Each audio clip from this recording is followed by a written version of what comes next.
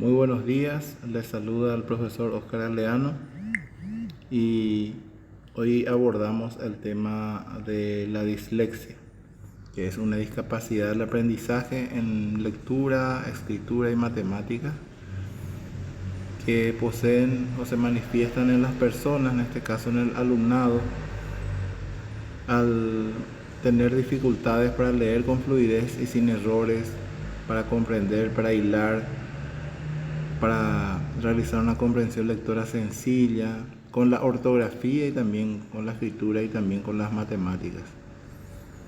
Bueno, y actualmente coexisten, entonces, según nuestro material, en la comunidad científica diferentes modelos para poder determinar diferentes teorías y concepciones referentes a esta discapacidad, que es un trastorno, ¿sí?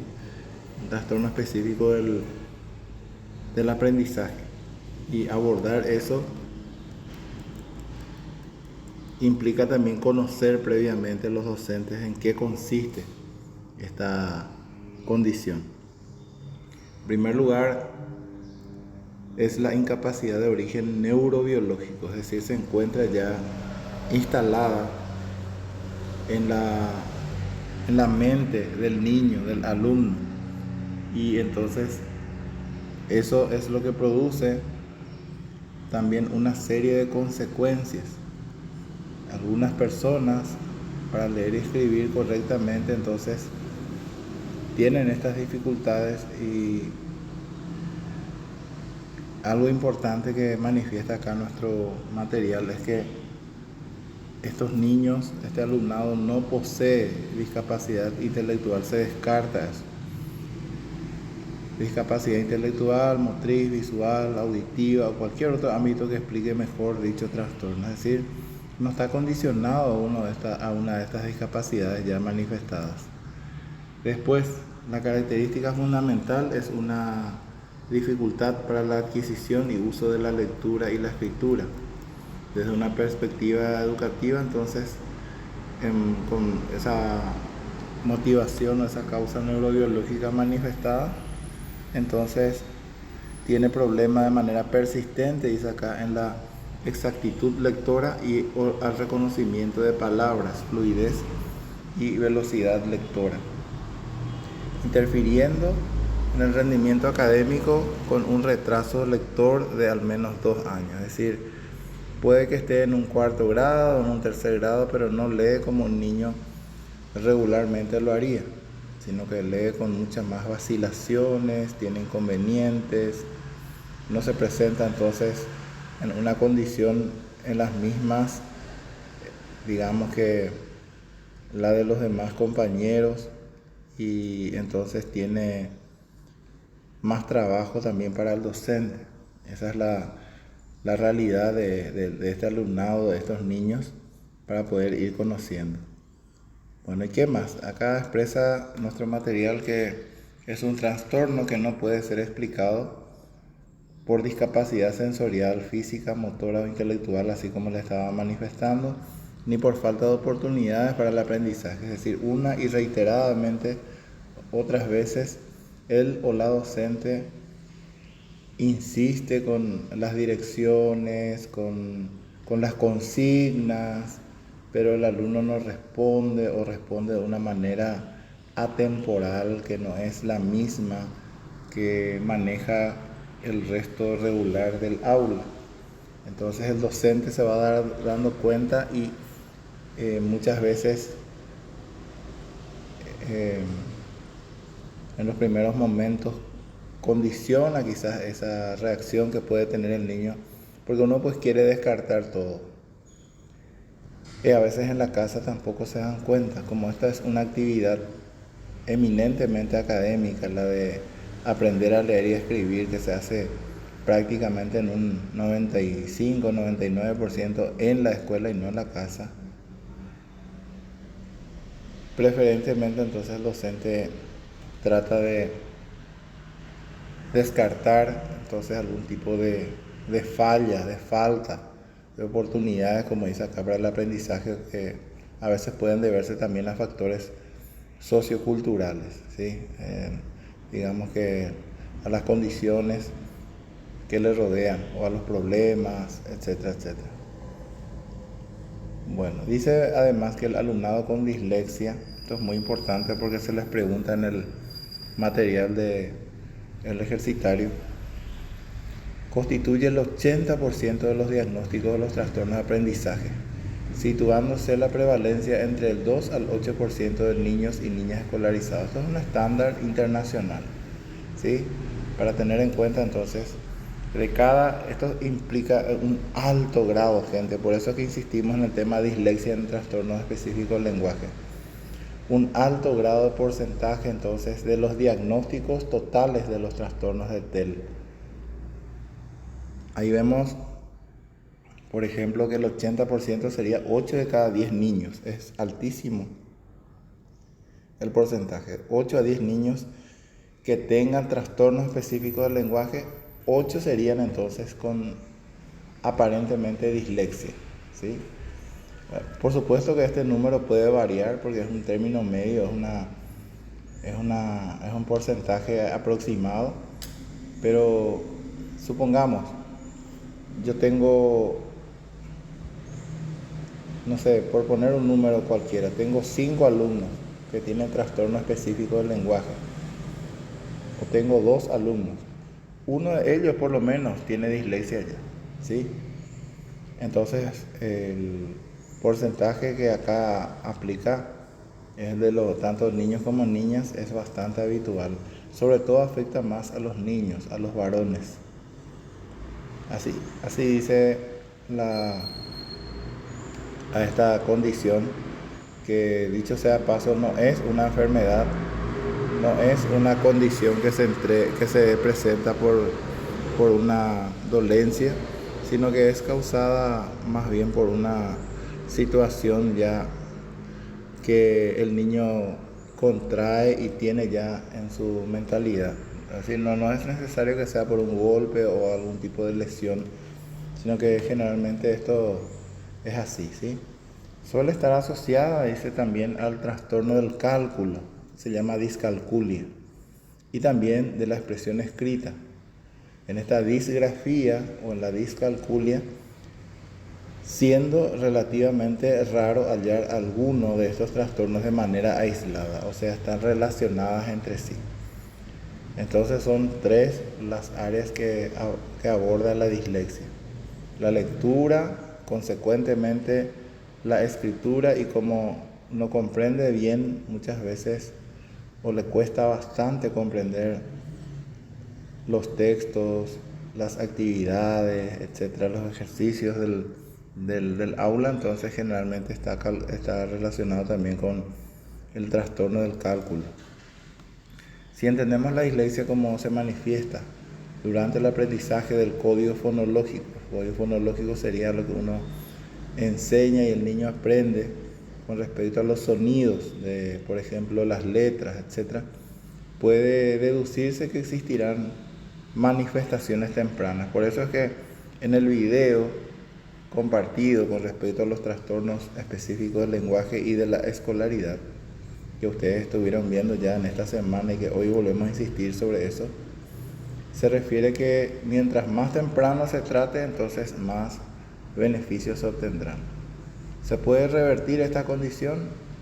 Justamente en el video se revela ese dato. Todo es posible. Uno de los problemas que suele encontrarse es que no se puede diagnosticar la dislexia de manera fehaciente. Esto no es algo que sale, por ejemplo, en un diagnóstico médico normal.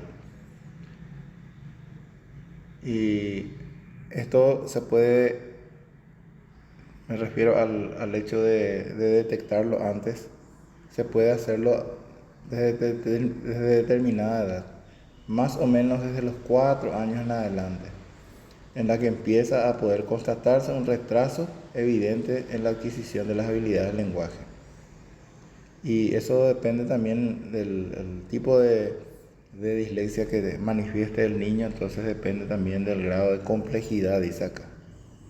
Con referencia a las causas y tipos de dislexia que se manifiestan más frecuentemente.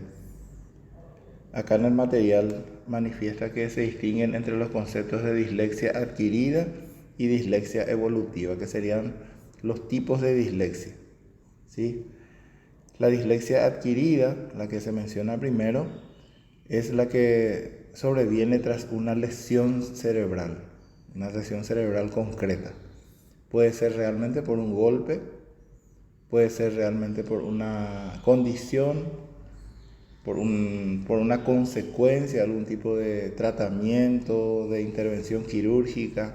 Podrían ser varios los factores posibles como causa.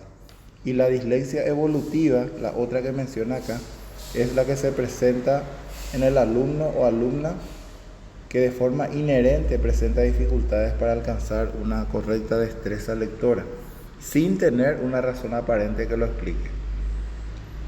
¿Se comprende entonces? En cuanto a las causas, actualmente se reconoce que existen factores hereditarios.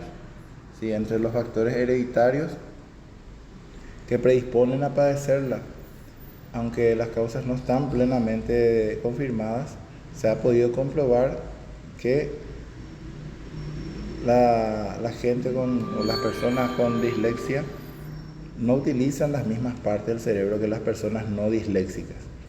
Si se hizo un estudio o se hicieron varios estudios y se reporta la actividad mental, así con estudios altamente tecnológicos, y se ha comprobado esto que se manifiesta acá. Sin embargo, aún no están claros otros factores que pueden estar implicados en este trastorno, como causas genéticas, si realmente los padres o los abuelos, los tíos, si esto se puede heredar o no una condición. Entonces, muchos científicos manifiestan que podría ser eso también. También déficit espaciotemporales, lesiones cerebrales, problemas emocionales, dificultades en el embarazo o en el parto, etcétera, etcétera. Es decir, no existe entonces una etiología o las causas bien determinadas. En cuanto a las características del alumnado con dislexia, las investigaciones de los últimos años hablan de dislexia como síndrome, ¿sí? Que se manifiesta de múltiples formas. Pero básicamente vamos a mirar esto que acá se está resaltando, que son las dificultades que suelen presentar entonces los niños o el alumnado que posee la condición de dislexia. Primeramente, las dificultades en el lenguaje escrito. Cuando se habla del lenguaje, no se habla de lengua o de idioma en sí. El lenguaje es digamos que un área mucho mayor que abarca la lengua hablada, la lengua escrita, los gestos, las manifestaciones de la persona para poder conducir a una comunicación, y que entonces consistirían entonces en un universo para poder explicarse como persona y poder contactar y comunicarse con los demás también. Primeramente consigo mismo para poder tener una noción de la persona, luego con la familia o el entorno íntimo, y finalmente con el entorno social que consistiría la escuela. ¿Sí? Entonces, las dificultades en el lenguaje escrito son muy básicas, son muy importantes, y por eso se citan en primer lugar. Luego, serias dificultades en la ortografía. Si el profesor o la profesora debe realizar esos sonidos, como las vocales, por ejemplo, en los primeros años de escolarización, al niño le cuesta.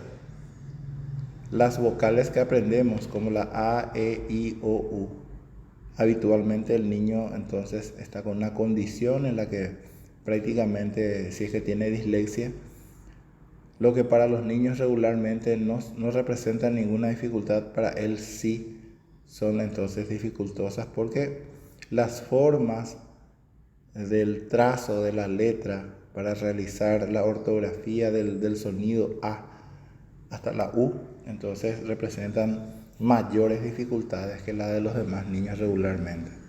Entonces esas son las serias dificultades. Imagínense si se le van juntando otras realizaciones ortográficas como las letras que van aprendiendo con su forma, con la, con la motricidad gruesa, después a la motricidad fina. Es el docente, la docente está trabajando otro ámbito para el aprestamiento, mirando ya lo que sería la etapa escolar del primer ciclo, específicamente el primer grado.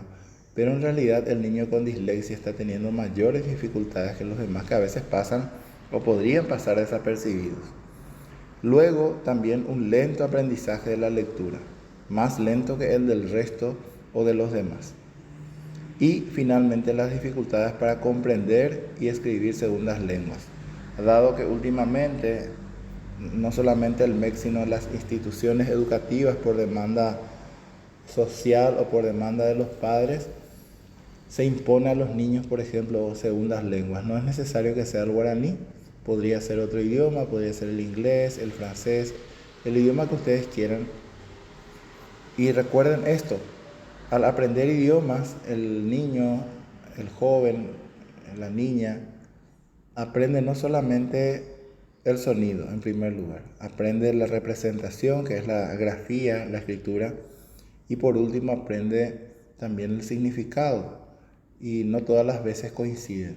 Con referencia al castellano se podría ser su lengua materna. Me explico, por ejemplo, la maestra del jardín o del preescolar le enseña al niño la I, pero esa I del castellano que se pronuncia de esa manera, I, imagínense la boca, el gesto que realiza la maestra al pronunciar la letra o el sonido I. Y ahora imagínense a la misma maestra o a otra maestra que va al aula, escribe, les muestra, les hace trazar, escribir la I, y enseñando inglés le dice que el sonido es I. ¿Comprenden? Entonces hay una contrastación entre lo aprendido en el castellano más la segunda lengua, y eso es lo que refiere a las dificultades para comprender y escribir segundas lenguas. Entonces no es fácil la gestión que se realiza por parte del docente para poder realizar entonces el proceso, que para el alumno en sí es dificultoso, imagínense más para el disléxico. Podrían presentarse otras dificultades, como por ejemplo dificultades en matemáticas, dificultades para seguir instrucciones y secuencias complejas, así como problemas de comprensión de textos escritos y también fluctuaciones significativas de capacidad. La dislexia presenta una sintomatología común, es decir, llamamos síntomas porque se habrán fijado que la ciencia, por ejemplo, refiere que esto es un síndrome para algunos y para otros en general es un trastorno. No es una enfermedad, pero sí refieren que está en estudio todavía. Estos pueden presentarse con las siguientes características. En cuanto a la lectura, confunden letras, cambian sílabas, repiten, suprimen o añaden letras al leer, al escribir, inventan al leer, comprenden mal lo que leen, etc. En la visión, podría parecer que tienen problemas en la visión, incluso en la audición, pero los exámenes médicos no lo suelen confirmar. Es decir, el niño se escuda en esa supuesta dolencia para evitar entonces, y de esa manera, el compromiso, y de esa manera entonces evadir la responsabilidad que el docente le está exigiendo. Después, en cuanto a la escritura y la ortografía, en las copias o dictados, realizando inversiones, omisiones, sustituciones, adiciones en letras o palabras. Entonces el resultado puede ser, por ejemplo, una escritura ilegible muchas veces. Y vos le preguntabas al mismo niño y le decís, hijo, ¿qué dice acá? Y él se acerca y mira bien y a veces recuerda lo que quiso decir y a veces no lo recuerda y te dice no sé y va a su sitio supuestamente para corregir pero ya no vuelve. Eso debería llamar la atención. La escritura y la ortografía entonces. También en la coordinación motriz. A menudo sus etapas de gateo o de caminar son anteriores o posteriores a lo habitual o ni siquiera gatean. Se refiere a cuando son más niños. Suelen tener dificultades en la coordinación fina y gruesa, en la motricidad. Por ejemplo, atarse los cordones, ir en bicicleta, coordinar movimientos, chutar la pelota, y su equilibrio también se ve a menudo afectado. También confunden la orientación temporoespacial con el ayer, hoy, mañana. También pueden confundir izquierda con derecha, arriba, abajo, etc. Entonces esa es una de las características. También podría manifestarse en matemática y comprensión del tiempo, esa orientación temporoespacial que les dije. En matemáticas cuentan con los dedos o son fantásticos en el cálculo mental, pero tienen dificultades en las operaciones aritméticas o las colocan mal sobre el papel. Por ejemplo, van a hacer la graficación de una suma sencilla y sin querer, por ejemplo, pueden hasta invertir los números. En vez de escribir 17, escribe 71, o el 7 escribe al revés, o el 1 confunde con el 7, etc. También podría manifestarse en situaciones de, por ejemplo, en el espacio. Increíblemente, los niños con dislexia pueden entonces tener dificultades. O sea, no es increíble, sino que es una forma de expresar nada más lo que digo. Con mucha frecuencia, si bien a veces son capaces de recordar lugares por los que han pasado, generalmente podrían perderse. Por eso la rutina es tan importante para el niño. No solamente en la escuela, sino en la casa o el camino a la casa, etc. Supongan que le toca ir por otro lugar en un transporte escolar. El niño mentalmente no reconoce ese camino. En la limitación de la capacidad para integrar información de forma global, dice. Porque en una operación cognitiva, el alumnado tiene entonces una falta de atención que produce un bloqueo en el procesamiento de la información que el docente ha trabajado previamente con el alumnado y con el mismo grado. Entonces ese factor es una situación en la que suele crear un mal estímulo en su mente y ocurre esto con normalidad para él, pero resulta que dificulta el proceso de enseñanza-aprendizaje para el docente. Eso es lo que manifiesta en esta parte de la información compartida. También existen otras características paralelas. Acá se citan más abajo. Por ejemplo, calificaciones escolares bajas. Puede ser, por ejemplo, que tengamos, por ejemplo, desinterés por el estudio. También una percepción negativa de los compañeros. Fulanito es malo conmigo, no me quiere ayudar. Esto afecta no solamente el aspecto del rendimiento, sino también el relacionamiento emocional con los demás. También se puede confundir un mero retraso evolutivo, a veces hasta inclusive normal, o que el alumno no se esfuerza lo suficiente, que es un flojo. Se producen a veces mecanismos compensatorios para la inadaptación personal y entonces los demás compañeros, si es que el docente lo expone permanentemente sabiendo que no sabe leer, por ejemplo, lo manda al frente y le dice fulanito te toca leer y a él le cuesta mucho. Es innecesario, dice, tener que exponerlo de esa manera. Deberíamos también valorar, hablando siempre de las adecuaciones con respecto a la parte educativa, las necesidades específicas.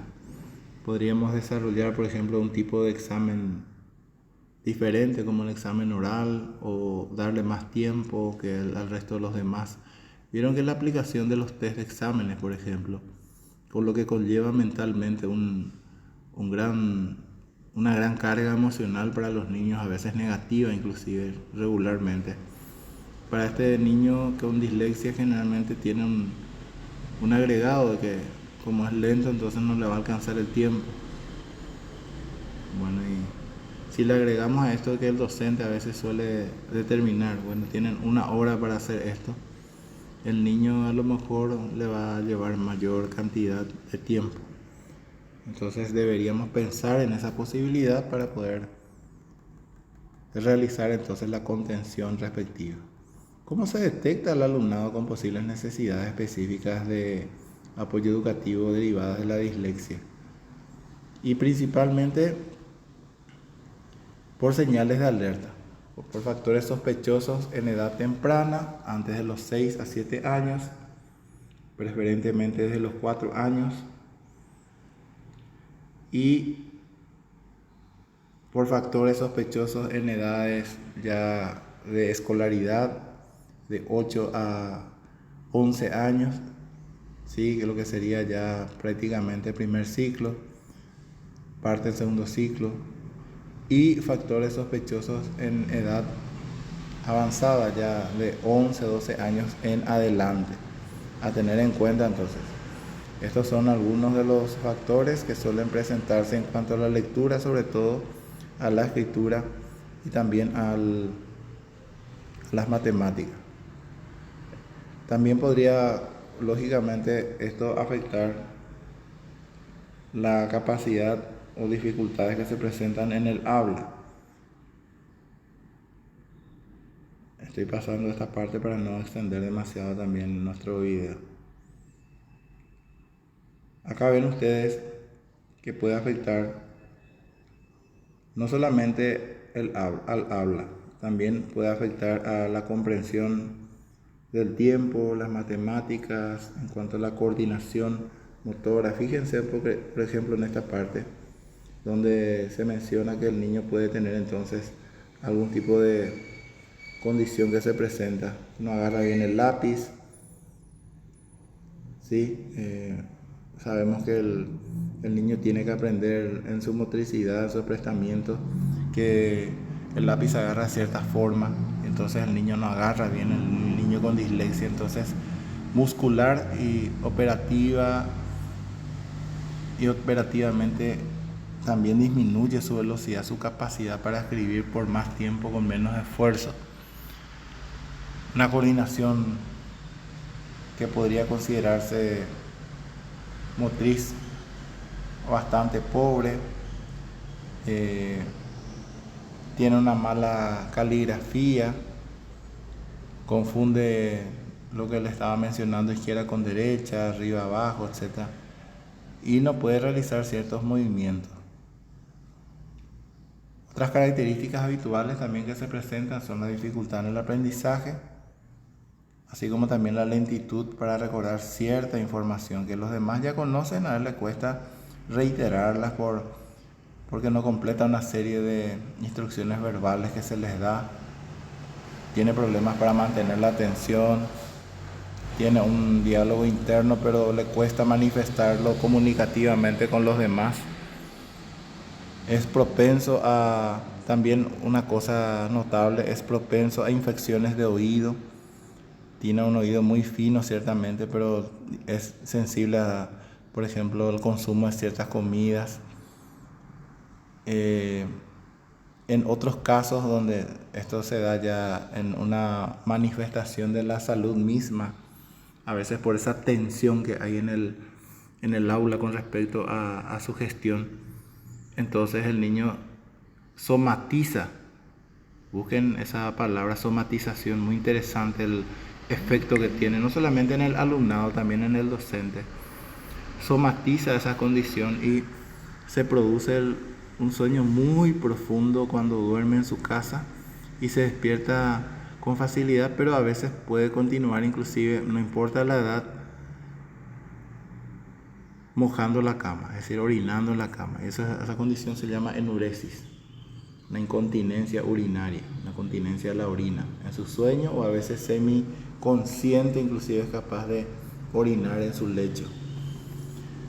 Después los factores sospechosos en niños y niñas de 12 años en adelante.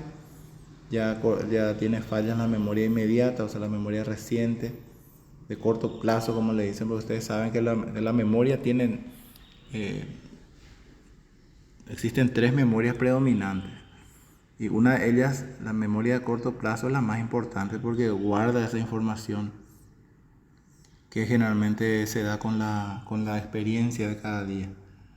Bueno, y entonces a partir de acá entonces se hace una evaluación psicopedagógica para poder establecer como una tarea compleja lo que se pretende identificar como dislexia, valorar y aislar los síntomas con el objeto de que pueda servir entonces apropiadamente para el niño y no lo afecte en sus aptitudes y capacidades intelectuales, ni tampoco lingüísticas, ni socioemocionales. Es muy difícil, pero se puede intentar. La evaluación del alumnado. Existen por lo menos 3 criterios a tener en cuenta en la identificación de todo esto estuvimos hablando hace un rato. 3 criterios. Un criterio llamado criterio de exclusión, que refiere a posibles explicaciones de dificultades lectoras, por ejemplo, que no sea dislexia, sino que algo externo, limitando el término dislexia evolutiva para aquellos estudiantes que tengan dificultades en el reconocimiento de palabras, de formas de letras, etcétera, etcétera. El criterio llamado de discrepancia, que es uno de los elementos comunes en las definiciones de la dislexia evolutiva, que vimos que es uno de los 2 tipos de dislexia, la adquirida es la otra, en la que la existencia de una diferencia entre lo que el niño o niña es capaz de hacer potencialmente y lo que en realidad hace. Sí, es una discrepancia, por eso se llama discrepancia.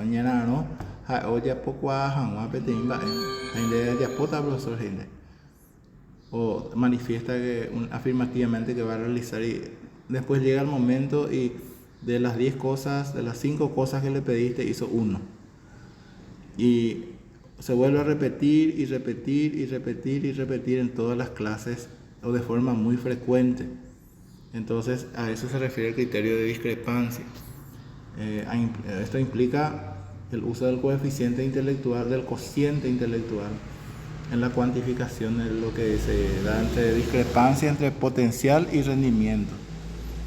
Sí, entonces capaz que hasta se manifiesta eso en la lectoescritura. Doy un ejemplo, un simple dictado. Vieron que el ejercitario, un ejercicio muy básico para poder determinar la lectoescritura, inclusive la realización de los sonidos que el cerebro decodifica y guarda en la mente, los sonidos de las letras. Entonces escribir, o sea, graficar, poner en una hoja lo que la docente está dictando, es todo un desafío para el niño. Entonces, ¿qué ocurre? Con el niño con dislexia no es capaz entonces de realizar ese desafío. En este proceso entonces se tiene en cuenta en muchas ocasiones lo que el alumnado es reticente a cooperar, no quiere ayudar porque se cierra. Se le preguntan las cosas y responde con monosílabos: sí, no, no sé. Y niega o minimiza sus dificultades.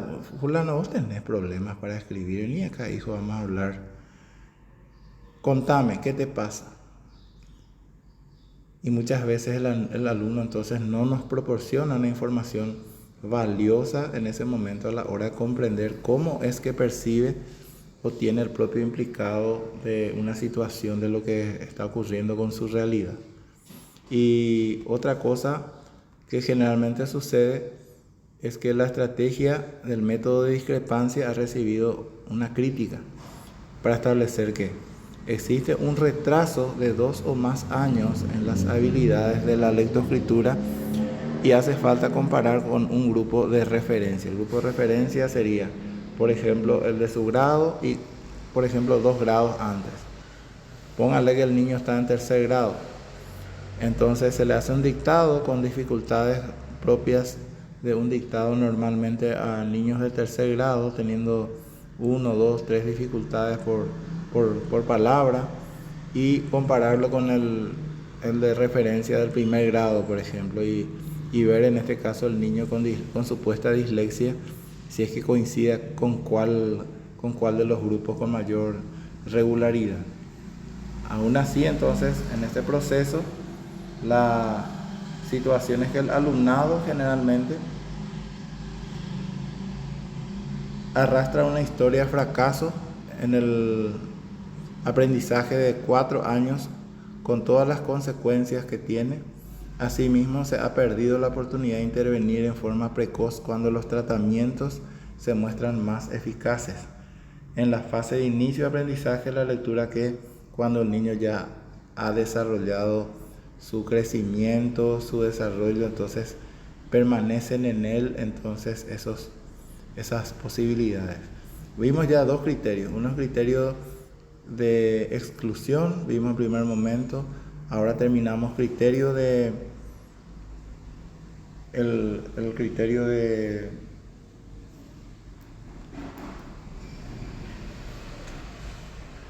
discrepancia, perdón, me distraje acá un rato. Y ahora vemos el tercer criterio que es el criterio de especificidad. El criterio de especificidad, como así se denomina, refiere a el niño que tiene entonces la condición de dislexia, pero ayuda a diferenciar entre la población que tiene dislexia y la que tiene bajo rendimiento, que no son la misma cosa, y suele manifestarse con dificultades generalizadas en el aprendizaje. Entonces, se tiene que tener presente la edad con ayuda de los profesionales. Obviamente esto se hace porque es imposible que una docente sola o solo lo haga. Se puede determinar entonces cuáles son las dificultades que tiene específicamente, y suele ser muy importante porque a finales del segundo o tercer ciclo de la educación escolar básica puede que afecte el rendimiento académico del resto de las áreas. Así ya no se traslada solamente en su lectoescritura a la lengua de enseñanza, así que es el castellano o el guaraní o el idioma que sea, sino que se transfiere también a las dificultades para comprender y realizar las otras asignaturas, por ejemplo, ya en las materias específicas del tercer ciclo o del nivel medio. Bueno, esto entonces con relación a su proyección en otros grados. ¿Cuáles son las pautas para poder diagnosticar la dislexia? Primero, el rendimiento de la lectura, que debe ser significativamente inferior al esperado de su edad. Eso quiere decir que el niño entonces lee con mucha dificultad y entonces le cuesta realizar ese seguimiento al proceso que los demás niños ya realizan de forma más regular. Segundo, la dificultad tiene que ser precoz, en el sentido que debe de haber entonces estado presente desde el comienzo de su educación y no haber sido adquirido con posterioridad. Y tercero, eso para que se vea que es una condición ya arrastrada, ¿sí?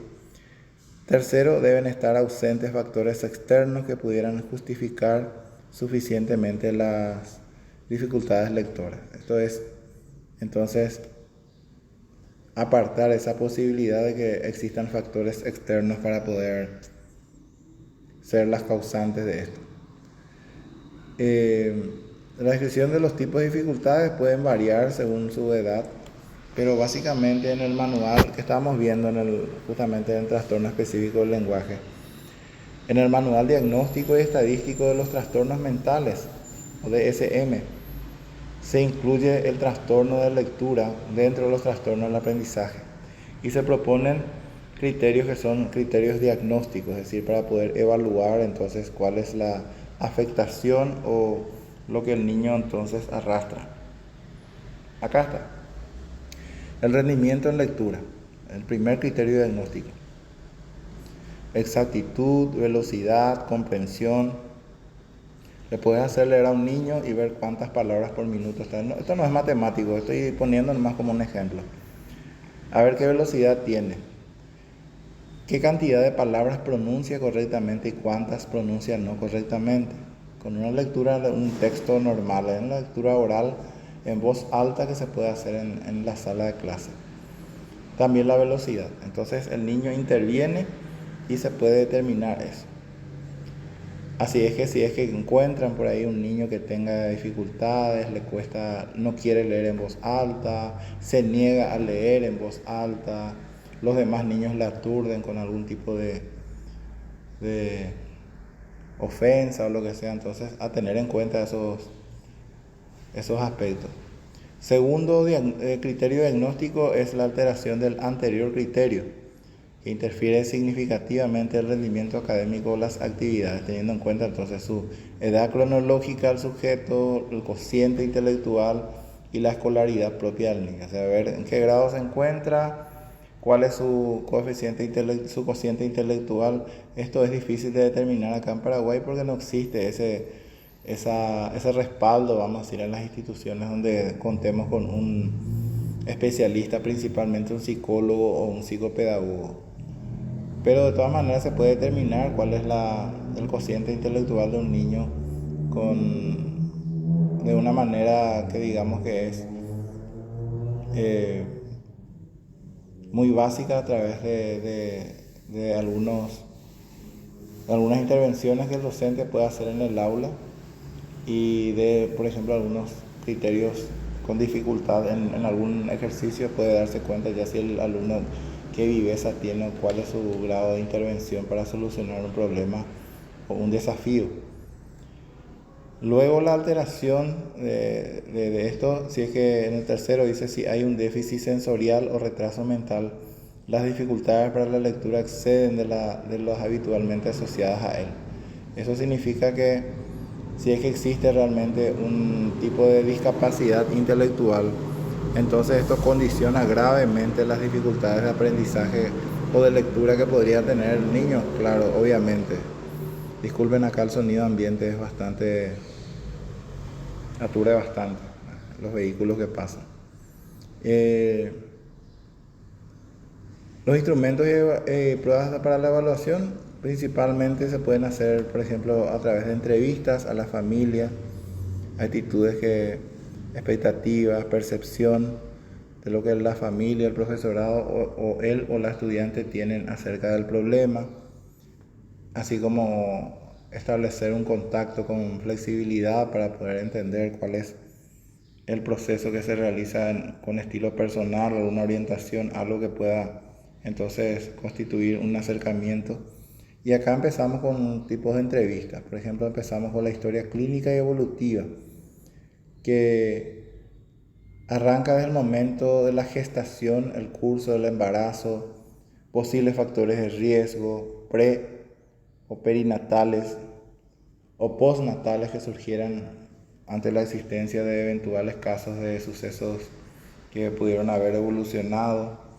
Luego tenemos la historia médica, que es conveniente recabar entonces si existe solicitar algún tipo de exámenes o algo para que pueda entonces respaldar nuestra gestión.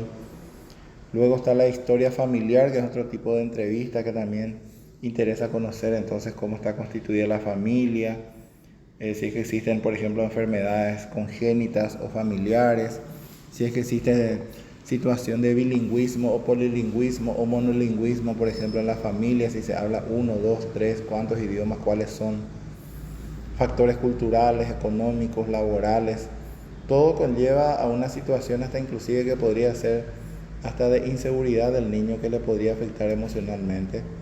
Un historial académico referente al no solamente recoger la información o validación de las calificaciones, pero sobre todo una descripción de la gestión habitual que el niño ha tenido durante los diferentes grados.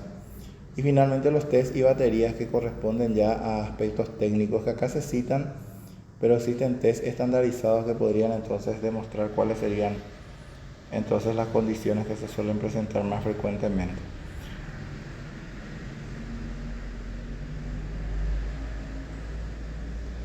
Una vez que se tengan todos estos anteriores tanto entrevistas como también los test y baterías, entonces se hace una evaluación del contexto, es decir, para poder determinar ese contexto familiar, el médico, el académico, el personal, etcétera. Entonces, para poder determinar cuál es la realidad de ese niño y utilizar esos aspectos para la observación, para las entrevistas, el análisis y también la forma en que vamos a realizar un tratamiento desde el punto de vista pedagógico. Finalmente, las necesidades específicas de apoyo educativo acá se citan.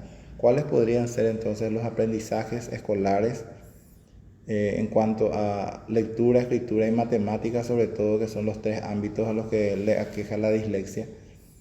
Y tener en cuenta que se presentan aspectos. Entonces, acá lectura, por ejemplo, identificar y discriminar los diferentes fonemas. ¿Qué son los fonemas? Son los sonidos, por decirlo así de manera muy sencilla y no complicada, los sonidos de las letras. A, E, I. Esto que están escuchando son sonidos de letras, ¿sí? No son las letras. Luego, realizar una conversión grafema-fonema, quiere decir que se tiene que realizar entonces un acercamiento. Graficar, es decir, realizar el trazo del sonido, darle una asociación entre el sonido A y una forma. Por eso es que la motricidad y el trabajo que realizan las profesoras de educación inicial es fundamental, es muy importante, porque esto velará por el futuro académico del niño. Si tiene entonces una comprensión, una realización a través de la motricidad correctamente encaminada, podrá aprestarse para poder iniciar el mundo del conocimiento de la lectoescritura a través de los grafemas o letras. Esto sería con corrección. Y teniendo en cuenta que todos los niños entonces llegan a la escuela con unas mismas expectativas. Las expectativas están intactas, pero no se pueden realizar de manera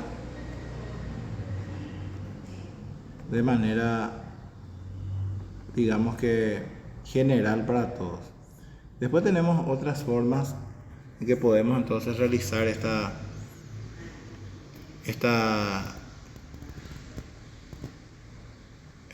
adecuaciones, ¿sí? Relatar lo leído, corregir los errores, leer pseudopalabras. Ven también que ellos asocian las imágenes con los significados, entonces eso es una manera de leer también. Descender el nivel de fatiga ante las tareas de la lectura, es decir, que se torne esto en algo frecuente, no precisamente en algo obligatorio, donde haya mucha atención, etc. En cuanto a la escritura, mejorar la grafía, así como también la presión ejercida sobre el útil de escritura y el tamaño de las letras, etc.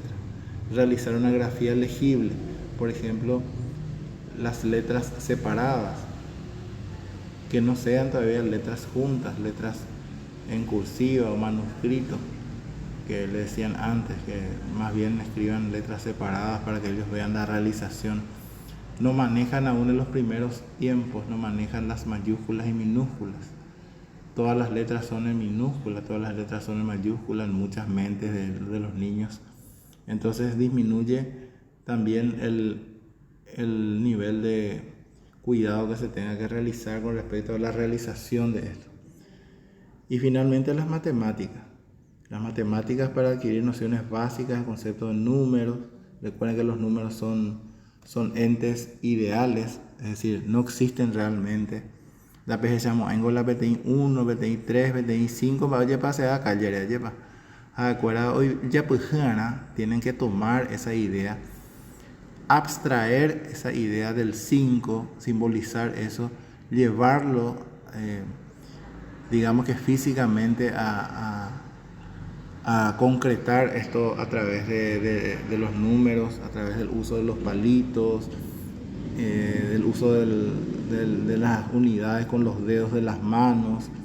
Después tienen que abstraer más, cuando supera la decena tienen que buscar otro, diga como ahí hoy papá le cuane, teniendo solamente 10 dedos y a partir de 11 en adelante. Todo eso tiene que ver con respecto a las matemáticas. Interiorizar y comprender conceptos matemáticos, ¿sí? Abstraer también implica problematizar de a poco, por ejemplo, estos números.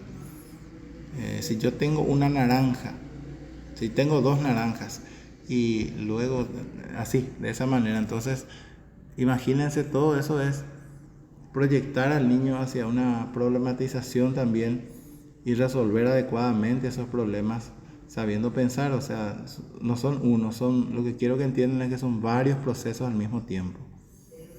Y con respecto a, acá termina nuestra intervención en esta parte, con respecto a la tarea que corresponde a esta parte de dislexia.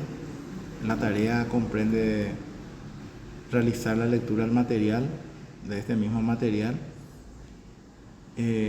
completar las consignas y guardarlas en formato PDF. Hay dos partes de nuestro material, son preguntas que están para facilitar y no complicar. Hice un cuestionario que va a ser un cuestionario secuencial, es decir, no solamente las preguntas están diseñadas, sino las respuestas están en forma secuenciada. A medida que vayan leyendo, entonces resalta entonces la respuesta también y no se retrocede en la lectura. Así es que no hay ese Paco Vapiré que mucha gente piensa que a veces hay en los ejercicios. Son una serie de 10 preguntas que ustedes preguntas y consultas, así explicaciones que se les solicitan y luego finalmente unas conclusiones. Bueno, y espero entonces que puedan realizar este trabajo, así como también puedan realizar la visualización a través del mismo video que ya vieron en esta semana referente a trastorno específico del lenguaje y escolaridad, y realizar, ese sí es un ejercitario un poco más extenso, porque es muy importante que conozcamos eso y para no tener que cargarles con lectura. Entonces por lo menos y catupe yo cola y a ver videos a pemba a pomisa pues la bojo baireje para poder trabajar un ratito entonces con las respuestas. Deseando que tengan un exitoso y feliz resto de jornada. Les saluda atentamente el profesor Oscar Galeano y se despide de ustedes. Muchísimas gracias por la atención y feliz jornada.